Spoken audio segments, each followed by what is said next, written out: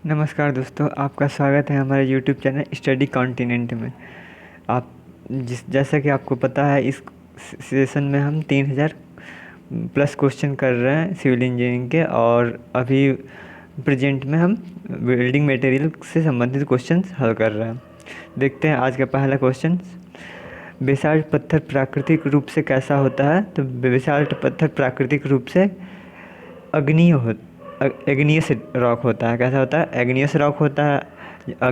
एग्नियस rock है तो इसका मतलब क्या होगा? ये अनस्ट्रेटिफाइड होगा, इसमें परत नहीं पाए जाएंगे। एग्नियस रॉक में भी दो प्रकार के रॉक होते हैं, एक होता है इंट्रूसिव रॉक, एक होता है एक्सट्रूसिव रॉक। इंट्रूसिव रॉक वो होता है जो अंदर ही, जो पृथ्वी की भूपर्वट्टी है उससे अंदर ही रह जाते हैं और जम जाते हैं, तो वो इंट्रूसिव रॉक कहलाते हैं। और जो बाहर आ जाते हैं, मैग्मा जो बाहर आ जाता है, पृथ्वी के धरातल पर आ जाता है, उसको एक्सट्रूसिव रॉक बोलते हैं। तो इसमें ये कौन सा है? एक्सट्रूसिव रॉक है। और एक और आता है इसमें इग्नियस के प्रकार में, एक होता है वोल्केनिक, एक होता है प्लूटोनिक, एक होता है हाइपावेसाल्ट। वोल्केनिक वो होता है जो ज्वालामुखी के थ्रू मैग्मा जो है बाहर आ जाता है, पृथ्वी के सतह पर आ जाता है, उसको वोल्केनिक बोलते हैं। प्लूटोनिक इसको बोलते हैं, इसमें क्या होता है, जो अंदर ही जब प्रेशर कम हो जाता है तो वो भूपट्टी के नीचे ही रह जाता है और जम जाते हैं मैग्मा, तो वो प्लूटोनिक रॉक बनाते हैं। हाँ, हाइपरबेसाल्ट कौन होता है?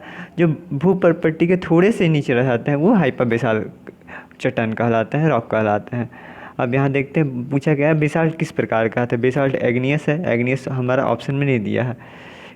एक्सट्रूसिव है, एक्सट्रूसिव भी नहीं दिया है। इसमें वोल्केनिक है, वोल्केनिक दिया है, तो हमारा आंसर क्या हो जाएगा? वोल्केनिक हो जाएगा।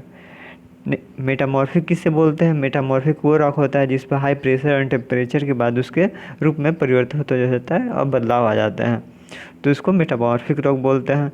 सेडिमेंट्री रॉक वो है जो इग्नियस रॉक या कोई भी रॉक एक टूट फूट के बाद किसी भी प्रकार से हवा द्वारा, पानी द्वारा, किसी भी थ्रू कहीं जाकर इकट्ठा हो जाए, वहाँ पे वो एक सॉलिडिफिकेशन हो जाए, तो उस प्रकार के रॉक को सेडिमेंट्री रॉक बोलते हैं। प्लूटोनिक रॉक हम अभी डिस्कस कर चुके हैं।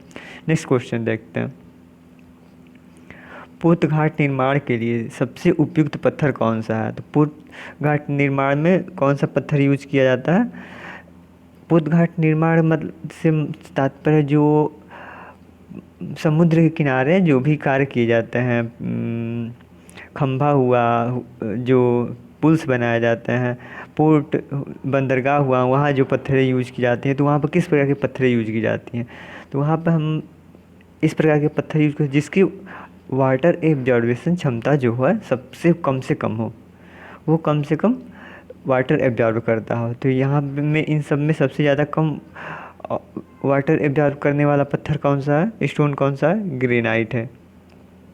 ग्रेनाइट की वाटर एब्जॉर्बेशन जो होती है 0.5% होती है, और इसकी जो स्ट्रेंथ होती है 700 से हमारे 1300 kg पर सेंटीमीटर स्क्वायर होती है। या इसको अगर दूसरे फॉर्म लिखे तो 70 हो जाएगा और 130 न्यूटन mm स्क्वायर हो जाएगा।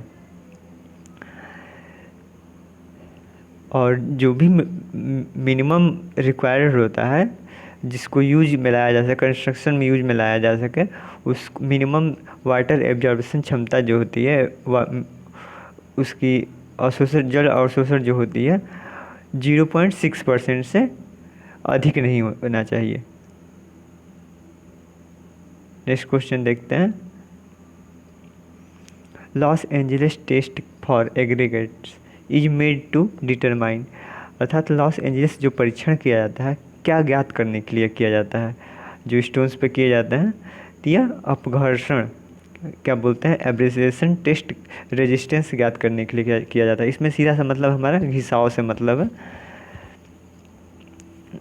कितना वो चीज़ें घिस। इसमें क्या किया जाता है, जो बड़े बड़े पत्थर होते हैं उनको एक सीधा से बोले एक डब्बा है, डब्बा में उसको डाल दीजिए, फिर उसमें छोटे छोटे लोहे के गोली डाल दिए जाते हैं और उसको हिलाया जाता है। कुछ देर हिलाने के बाद उसको फिर बाहर निकालते हैं और उसमें देखते हैं कितना झड़ा उसका धूल बना है, और धूल का जो परसेंटेज ज्ञात करते हैं वही अपघर्षण प्रतिरोध होता है उसी के थ्रू। तो जो हम नॉर्मली यूज करते हैं एग्रीगेट्स, उसका 30% से अधिक नहीं होना चाहिए। जो एग्रीगेट है उसका 30% से, जो हम यूज़ कर सके कंस्ट्रक्शन में यूज़ कर सके, 30% से अधिक नहीं होना चाहिए। रोड में जो यूज किया जा सके उसका 30% से अधिक नहीं होना चाहिए। Crushing strength of a good building stone, तो क्रशिंग स्ट्रेंथ कितना होता है गुड बिल्डिंग स्टोन का, कितना होता है 100 मेगा पास्कल या 1000 kg पर सेंटीमीटर स्क्वायर। मेगा पास्कल को हम सीधा न्यूटन पर mm² से भी रिप्लेस कर सकते हैं, तो हमारा आंसर क्या हो जाएगा, बी सही हो जाएगा। नेक्स्ट क्वेश्चन देखते हैं। यहाँ पे एक चीज़ देख सकते हैं आप, संदलन सामर्थ्य कैसे ज्ञात करते हैं। ये एक संदलन सामर्थ्य जो होता है, क्रशिंग स्ट्रेंथ हो जाता है, एक कंप्रेसिव स्ट्रेंथ होता है। तो 100 मेगा पास्कल क्या है, उसका कंप्रेसिव स्ट्रेंथ होता है स्टोन का। नेक्स्ट देखते हैं, निम्नलिखित में से किस पत्थर का अग्नि के प्रति उच्च प्रतिरोध पाया जाता है। तो नॉर्मली जो होता है एर्जिलियस पदार्थ होते हैं जिनमें एल्मुना पाया जाता है, उसकी जो फायर रेजिस्टेंस होती है अधिक होती है सामान्यतः। इस चीज़ को हमेशा याद रखें, सामान्यतः। तो इसका यहाँ पर आंसर क्या हो जाएगा, डी सही हो जाएगा। क्या सही हो जाएगा, फायर रेजिस्टेंस किसकी अधिक होती है, तो एर्जिलियस पदार्थ वाले स्टोन्स की। और जो और भी चीज़ें देखें तो नॉर्मली हमको याद रखना है, स्लेट हुआ, लेटराइट हुआ, सेल हुआ, इन सब की उच्च होती है फायर रेजिस्टेंस। और लेकिन इनकी जो भंगुरता होती है, भंगुरता हाई हो जाती है, जिनकी मतलब अग्नि सहन करने की क्षमता अधिक है, तो उनकी जो भंगुरता हो जाएगी हाई हो जाएगी, ब्रिटिलिटी जो क्या होगी हाई हो जाती है, रहती है उनकी। नेक्स्ट यहाँ देखते हैं, पत्थर पर स्मिथ परीक्षण इनमें से किसकी जांच के लिए किया जाता है। तो स्मिथ परीक्षण किस लिए किया जाता है, जो उसमें सॉल्युबल, जो क्या बोलते हैं, सॉल्युबल घुलनशील जो उसमें पदार्थ होते हैं उनको ज्ञात करने के लिए कितना इसमें सॉल्युबल मैटर्स इंक्लूड है। तो उस वहाँ के लिए हम क्या करते हैं, स्मिथ टेस्ट करते हैं। इसका ऑप्शन क्या हो जाएगा सही, डी ऑप्शन इसका सही हो जाएगा। नेक्स्ट क्वेश्चन देखते हैं,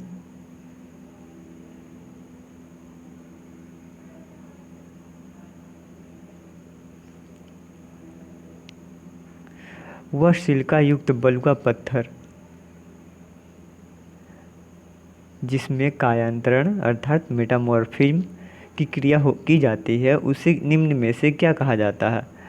तो उसे क्या कहा जाता है, यहाँ पर क्या है, सैंडस्टोन है। क्या है, सैंडस्टोन। सैंडस्टोन किस में बदलता है, यह क्वार्टजाइट में बदलता है। इसका आंसर सी सही हो जाएगा। और हम चीज़ें थोड़ा सा देख लेते हैं, लाइम स्टोन किस में चेंज होता है। तो लाइम स्टोन हमारा किस में चेंज होता है, मार्बल में चेंज होता है। ऐसे ही जो डोलोमाइट होता है सिस्ट में चेंज हो जाता है, सेल होता है स्लेट में चेंज हो जाता है,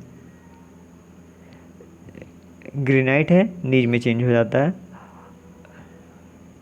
चलिए नेक्स्ट क्वेश्चन देखते हैं, डोलोमाइट किस में चेंज होता है, सिस्ट में चेंज होता है। नेक्स्ट क्वेश्चन देखते हैं, शीघ्र जमने वाले सीमेंट का, कुछ क्वेश्चन दूसरे सीमेंट से भी आ गए हैं जो दूसरे टॉपिक से हैं, स्टोन से रिलेटेड नहीं है, उनको डिस्कस कम करेंगे हम, सीधा थोड़ा आंसर पे ध्यान देंगे और उसको नेक्स्ट चैप्टर में हम डिस्कस करेंगे। शीघ्र जमने वाले सीमेंट का उत्पादन निम्न में से किस में मिलाकर किया जाता है। तो जो शीघ्र जमने के लिए पहले तो जो सीमेंट है, सीमेंट की जो पिसाई होती है पाउडर जो वाली, तो उसमें अधिक से अधिक हम पिसाई अच्छे से किया गया रहेगा, बहुत कम उसमें क्या बोलते हैं उसकी जो पार्टिकल साइज रहेगा बहुत कम अगर रहेगा, तो वहाँ पे जल में जल्दी क्रिया करेगा और उसका जल्दी प्रोसेस शुरू हो जाएगा। तो उसकी महीनता है जो वो भी डिपेंड करती है कि कैसी है। अगर महीनता उसकी अच्छी है, बहुत ज़्यादा महीन है, तो वो जल्दी ही सेट जल्दी होता है। और एक और चीज़, हम उस सीमेंट को जल्दी जमने से बचाने के लिए, जल्दी तुरंत ना जम जाए, उसमें हम जिप्सम मिलाते हैं। हम जिप्सम इसीलिए, अगर जिप्सम की मात्रा बढ़ाते हैं तो क्या होता है, जिप्सम की मात्रा बढ़ा रहे हैं तो उसकी जो जमने की जो प्रक्रिया है वो डिले होती है। अब हम क्वेश्चन पर देखते हैं। बहुत महीन पाउडर के रूप में जिप्सम को अधिक मात्रा में मिलाया जाएगा। इसको अधिक मात्रा में मिलाया जाएगा तो क्या होगा, वो और देर से जमेगी, तुरंत से ना जम के। बहुत महीन पाउडर के रूप में पोजुलोना मिला। पोजुलोना का कोई यहाँ पे नहीं होता, पोजुलोना इसलिए मिलाया जाता है ताकि उसमें कुछ सीमेंट के जो गुण हैं और जो उस कास्ट को कंट्रोल किया जा सके। जो सीमेंट में कुछ मात्रा तक हम फ्लाई एश है, जो पुजलोना है, इस चीज़ को मिलाते हैं तो उसके जो गुण है उस पर कोई डिफेक्ट नहीं होते हैं, और उसके साथ ही हम उसके प्राइस को भी कंट्रोल कर लेते हैं, उसके मूल्य को भी कंट्रोल कर लेते हैं। बहुत महीन पाउडर के रूप में जिप्सम की कम मात्रा मिलाकर, यही इसका आंसर क्या हो जाएगा, सी सही होगा। बहुत कम मात्रा मिलाएंगे वो जल्दी जमेगा, और जितना वो महीन रहेगा और उसमें क्या होगा, वो जल्दी से जल के साथ क्रिया कर लेगा। तो जो शीघ्र क्विक सेटिंग जो सीमेंट होते हैं उसमें क्या किया जाता है, महीन जो जिप्सम होता है महीन मिलाया जाता है, और उसकी जो होती है कम मात्रा मिलाई जाती है। सीधा सा मतलब है, जिप्सम की मात्रा हम कम करते हैं तो उसकी जो सेटिंग है क्विक होती है, जल्दी होती है, सेटिंग टाइम कम हो जाती है। और जो शीघ्र जमने वाले जो सीमेंट होते हैं उनकी इनिशियल जो टाइमिंग होती है, प्रारंभिक जमाव काल कितना होता है, 5 मिनट होता है, और फाइनल सेटिंग टाइम कितना होता है, अंतिम जमाव काल 30 मिनट होता है। और नॉर्मल सीमेंट का कितना होता है, यह नॉर्मल सीमेंट का इनिशियल 30 होता है, और जो उसका क्या बोलते हैं आपका 10 घंटा उसका फाइनल सेटिंग टाइम होता है। नेक्स्ट देखते हैं, सुरंग टनल बनाने के लिए ड्रिफ्ट पद्धति किस समय उपयुक्त की जाती है। तो यहाँ से हम सीधा इसको देख सकते हैं। नरम ज़मीन को, चट्टान को, आत्मनिर्भर ज़मीन या टूटी हुई ज़मीन। तो हम स्पेशली जो चट्टान में बड़े बड़े हमको पत्थर निकालने होते हैं तो उस समय चट्टानों में टनल विधि का यूज करते हैं हम। तो इसका आंसर क्या हो जाएगा, बी सही हो जाएगा। नेक्स्ट देखते हैं, इमारती काम में पत्थर निम्न में से किस घटक में उपयोग किए जाते हैं। तो फाउंडेशन में भी यूज किए जाते हैं, दीवार और स्तंभ में भी किए जाते हैं, चाप और सरदल में किए हैं। चाप को जो पुराने घरों में पहले किया जाता है, जैसे खिड़की है या दरवाज़ा है तो उसके ऊपर कुछ ऐसी आपको देखते होंगे बना दिया गया रहता था, ऐसे कुछ संरचना होती थी ऐसे। तो इसको ही हम चाप बोलते हैं। तो चाप के रूप में प्रयोग किया जाता है। जो अभी वर्तमान में जैसे लिंटर होता है, तो लिंटर ऐसे होता है तो यहाँ पे पत्थर डाल दिया जाता है, तो इसको भी हम इसके रूप में भी हम यूज कर सकते हैं। तो इसका आंसर क्या हो जाएगा, डी सही हो जाएगा। सब उपरोक्त सभी सही हो जाएगा। और हम इसका यूज देखें तो कहाँ करते हैं, बांध में करते हैं, पुल में करते हैं, चिनाई में करते हैं, फर्शों में करते हैं, छतों के रूफिंग में करते हैं। इन सब जगहों पर पत्थर का यूज किया जाता है। पत्थर का जो क्या होता है, पत्थर से बने घरों का जो क्या होता है, जीवन काल ईंट के जो बने हुए मकानों से जीवन काल अधिक होता है। नेक्स्ट क्वेश्चन देखते हैं, ग्रेनाइट जो होता है, ग्रेनाइट का जीवन काल 300 ईयर्स माना गया है। सड़क निर्माण में पत्थर के घिसाव का दर मालूम करने के लिए निम्न में से कौन सा परीक्षण किया जाता है। यहाँ कौन सा परीक्षण किया जाता है, एट्रिशन टेस्ट किया जाता है। कौन सा, एट्रिशन टेस्ट किया जाता है। इसमें क्या होता है, पत्थरों की घिसाई हम लॉस एंजलिस कब यूज करते हैं, एग्रीगेट्स के लिए यूज करते हैं, और जो पत्थरों के लिए यूज किया जाता है वो एट्रिशन टेस्ट होता है। इसमें भी वही कुछ वैसी प्रक्रिया की जाती है। एक ड्रम होता है, ड्रम में जो इसके पत्थर होते हैं, पत्थर डाल दिए जाते हैं और उसमें कुछ लोहे के गोली डाले जाते हैं, और उस ड्रम को कुछ देर तक घुमाया जाता है। फिर उसमें जो भी पाउडर के रूप में होते हैं उसकी परसेंटेज ज्ञात कर दिया जाता है, उसी को हम एट्रिशन टेस्ट बोलते हैं। तो जो एट्रिशन की जो मात्रा होनी चाहिए ये 3% से कम नहीं होनी चाहिए। कितना होना चाहिए, 3% से कम नहीं होना चाहिए। नेक्स्ट क्वेश्चन देखते हैं।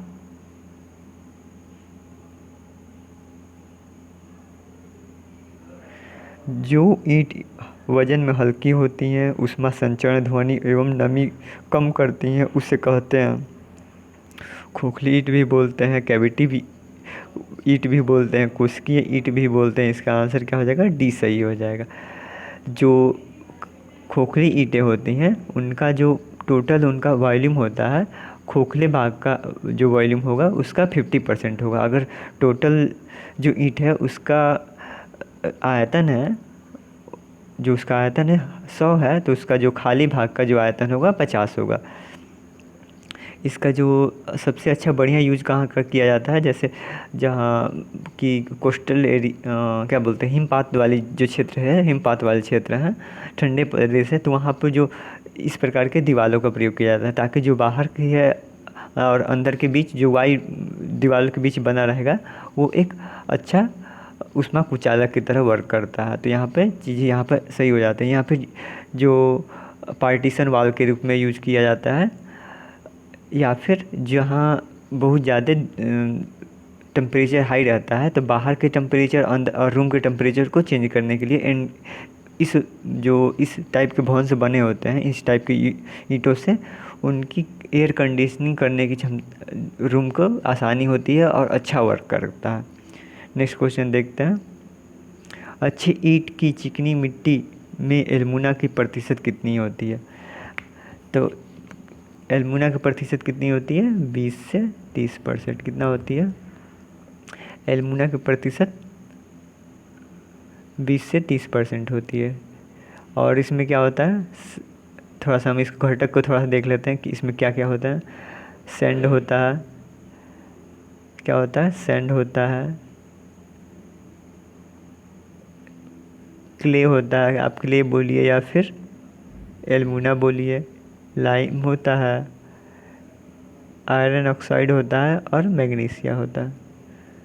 यह 50 से 60%। सैंड कितना होता है? 50 से 60% होता है। आपका एल्मुना या बोलिए या फिर क्ले बोलिए, यह 20 से 30% होता है। लाइम कितना होता है? 2 से 5 होता है। आयरन ऑक्साइड कितना होता है? 2 से 3 होता है। और मैग्नीशियम कितना होता है? 1% होता है। ठीक है, तो यहाँ आपका आंसर क्या, एल्मुना की प्रतिशत मात्रा कितनी होती है? तो 20 से 30% एल्मुना की प्रतिशत मात्रा होती है। हमारा आंसर क्या हो जाएगा? ए सही हो जाएगा। नेक्स्ट क्वेश्चन देखते हैं। सैलों की कठोरता का परीक्षण किसके द्वारा किया जाता है? किसके द्वारा किया जाता है?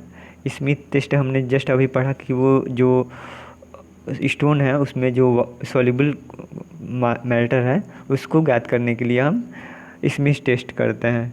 अम्ल टेस्ट क्या करते हैं? वही अम्ल के प्रभाव को वेदरिंग वो कितना इफेक्ट सहन कर सकता है, तो वहाँ पर एसिड टेस्ट करते हैं। ये हो गया, ये हो गया। क्रिस्टलाइन टेस्ट भी कुछ उसी प्रकार से है, उस पर देखा जाता है उसमें क्रिस्टलाइजेशन की कितनी कैपेसिटी है देखा जाता है। यहाँ बच जाता है सिम्ट हथौड़ा परीक्षण। तो इस सिम्थ हैमर मेथड है जो इसका उपयोग कठोर सेल की कठोरता ज्ञात करने में किया जाता है। नेक्स्ट क्वेश्चन देखते हैं। सबसे अच्छी गिट्टी पत्थरों का आकार कितना होता है? तो 2.5 से 5 सेंटीमीटर होता है। कितना होता है? अब इसके में हम देख थोड़ा इधर उधर हो सकता है, तो इसमें कौन सा आ जाएगा? हमारा सी आंसर सही आ जाएगा। 2.5 से 5% सेंटीमीटर इसकी जो होती है साइज होती है गिट्टी की। इसको थोड़ा सा और हम एग्रेस्ट चैप्टर में अच्छे से डिटेल में पढ़ेंगे। कुछ क्वेश्चन दूसरे चैप्टर से आ गए हैं। नेक्स्ट हम देखते हैं। चीमड़पण सूचकांक क्या है? चीमड़पण toughness index is the defined as the ratio of, किसके रेशियो में डिफाइन किया जाता है? तो यह प्लास्टिक सूचकांक और प्रवाह सूचकांक अर्थात बी के रूप में इसका प्रदर्शित किया जाता है। नेक्स्ट क्वेश्चन देखते हैं। अगर आपको हम बता दें कि टफनेस जो इंडेक्स होता है, क्या होता है? Toughness index.